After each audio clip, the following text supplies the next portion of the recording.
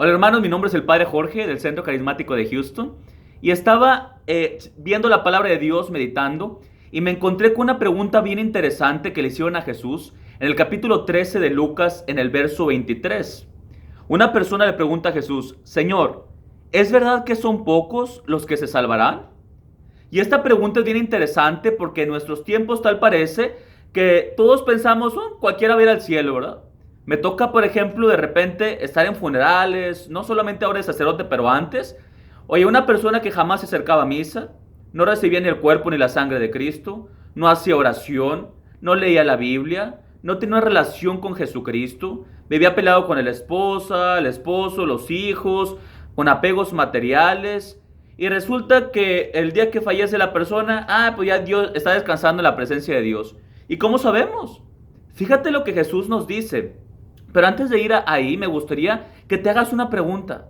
Que le digas a Jesús: Jesús, estoy caminando hacia mi salvación. Y Él nos va a decir qué es lo que está pasando con esa gente, qué es lo que hacía la gente que no se salva y qué es lo que hacía la gente que se salva. Vamos a ver, por ejemplo, en el verso 24. En el verso 24 del capítulo 13 de Lucas dice: esfuércense por entrar por la puerta angosta, porque yo les digo que muchos tratarán de entrar y no lo lograrán. La palabra esfuércense, como empieza diciendo Jesús, en griego es agonizomai. Agonizomai significa luchar, batallar con dificultades y peligros. Como en unos juegos gimnásticos, ¿verdad? Como en las competencias de gimnasia, donde los que compiten tienen que esforzarse demasiado, entrenar demasiado. Fíjate, Jesús nos dice que para poder entrar al cielo tiene que haber un esfuerzo. Agonizomai suena como agonizar, ¿verdad? En español. Es decir, que tenemos que batallar, que es difícil, que no es fácil. Que tenemos que estar 100% comprometidos, disciplinarnos. En pocas palabras significa que tenemos que pasar por un proceso de arrepentimiento y un proceso de conversión, de cambiar nuestra forma de vida. Ahora, aparte de esfuércense, dice: yo les aseguro que muchos tratarán, dice, de entrar y no lo lograrán. La palabra tratar en el griego significa buscar, pero a través de meditar, pensar, reflexionar, razonar. En pocas palabras, hay personas que piensan solamente de su fe. Yo sí creo en Dios, ¿verdad? Ay, no, sí creo en la Biblia. Diosito es bien bueno. Reflexionamos, pensamos, inclusive a lo mejor vemos la palabra de Dios y la leemos y todo se queda aquí y nunca lo llevamos a acción. Entonces Jesús dice: ¿sabes qué? Hay gente que va a tratar. Hay gente que va a meter cosas a su mente, a su idea, pero jamás va a hacer nada. Dice: no lo lograrán. Y es interesante que la palabra lograr en griego significa que no están suficientemente fuertes. La palabra lograr significa que estén robustos, que estén fuertes. Ahora, ¿qué pasa? Esa gente dice que trata, es decir, que mete cosas a su cabeza, que razona, que medita, pero no está fuerte espiritualmente. ¿Por qué? Porque no ha luchado en contra de la conversión. Porque no ha crecido espiritualmente. Cada vez de que negamos a un pecado, una tentación, nos estamos siendo más fuertes. Cada vez de que nos negamos a nosotros mismos, nos estamos siendo más fuertes. Cada vez de que cargamos nuestra cruz, nos estamos haciendo más fuertes. Pero fíjate, dice: no lo lograrán. En pocas palabras, la gente que reflexiona, que mete ideas en su cabeza, pero que jamás lo pone en práctica, que jamás va a una conversión, que jamás cambia su vida, no lograrán entrar al reino de los cielos. Y ahora empieza a hacer la pregunta. Conozco la palabra de Dios. Primeramente estoy meditando, estoy reflexionando, estoy razonando, estoy conociendo la palabra de Dios, estoy acercándome a la iglesia. Ahora, la segunda pregunta es: ¿estoy haciendo cosas para cambiar mi vida? ¿Estoy haciendo cosas para aplicar lo que estoy aprendiendo? Si ni te estás acercando, si ni estás leyendo y si no estás cambiando tu vida, entonces aguas, porque tu salvación está en riesgo, porque dice la palabra de Dios que pocos, ¿verdad? Ahora, por ejemplo, vamos a ver qué dice el verso 25, porque también nos dice algo muy interesante ahí. Nos dice: si a ustedes les ha tocado estar fuera, cuando el dueño de la casa se levante y cierre la puerta, entonces se pondrán a golpearla y a gritar: Señor, ábrenos. Pero le contestará: no sé de dónde son ustedes. Entonces comenzarán a decir: nosotros hemos comido y bebido contigo, y tú has enseñado en nuestras plazas. Aquí algo bien interesante. Dice la palabra de Dios que hay un tiempo, ¿verdad? Ahorita estamos en el tiempo de la conversión, ahorita estamos en tiempo donde todavía podemos entrar en el reino de los cielos. Pero si nos descuidamos y seguimos solamente pensando, recibiendo sin actuar, entonces dice el Señor que se cierra la puerta y después la gente va a empezar a gritar, Señor, ábrenos.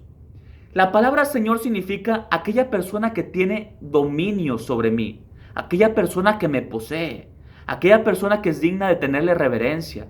Y muchas veces, por ejemplo, en la iglesia decimos el Señor, ¿verdad?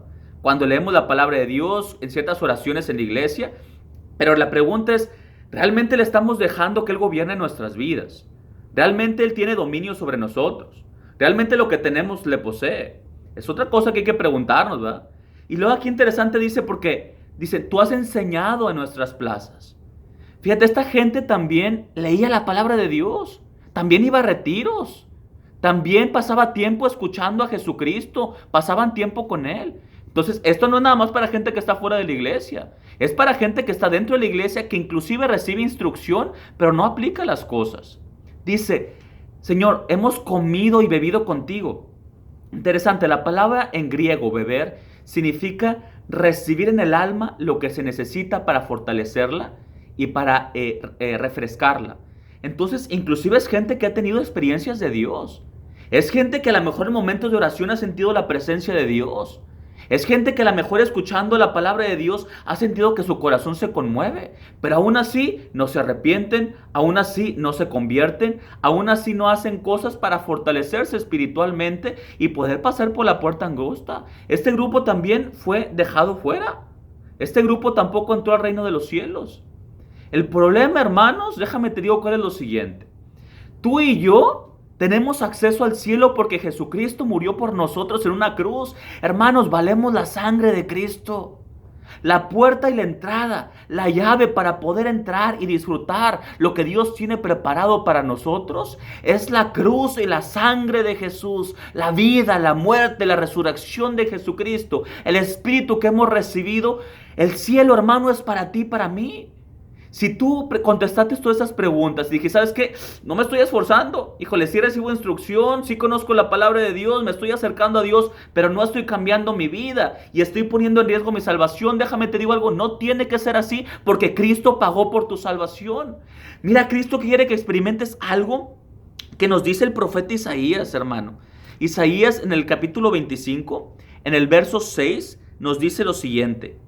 Yahvé está preparando para todos los pueblos en este cerro una comida con jugos asados y buenos vinos, un banquete de carne y vinos escogidos. Lo que significa, hermano, es que Dios está preparando para ti en el reino de los cielos una celebración. ¿A quién no le gusta la fiesta? ¿A quién no le gusta comer manjares exquisitos? Quiere decir que el Señor va a saciar todo lo que necesita tu corazón y que te va a llenar de alegría, de gozo, que vamos a estar en paz, tranquilos. Si seguimos leyendo el verso 8, nos dice la palabra de Dios.